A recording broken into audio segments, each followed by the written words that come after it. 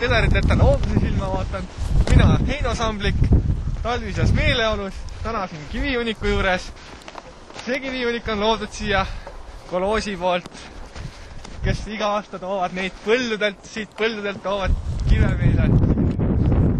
Need kivid ei ole mitte väikesed, need on parasjagu suured kivid.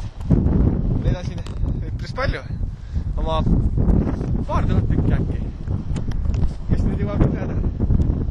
Aga see on siin jah loodud oma juba 10-20 aastat tagasi hakata neid kive siia tooma ja toodi ja iga päevaga on ühe rohkem ja näete, mis need saanud on. Suur kiviunik on valmist äkki. Ilus on kohe vaadata eemalt, tead. Tuled talvel sõidad. Üks mees rääkis, et sõitis Siksiga 110-sse siia sisse. Tagaistme pealt olid ainult kõlarid pähe lendanud. Muidu ei olnud midagi viga. Põllu peale keerata ei saanud, ütles, et muidu oleks üle katuse käinud, tead. Aga mina seda juttu tead ei usu. Tänane päev on ka sellepärast eriline, et meie metsaloomad on tulnud põllu peale sööma. Väga ilus vaatepilt on see.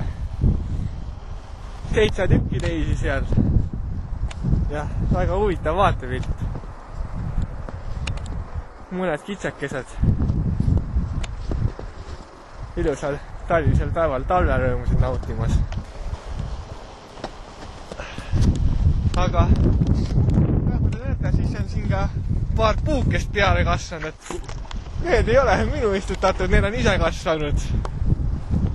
Mina siin lihtsalt käin aeg-ajalt vaatamas, kuidas see kiviunik siin kerkib ja ilus on.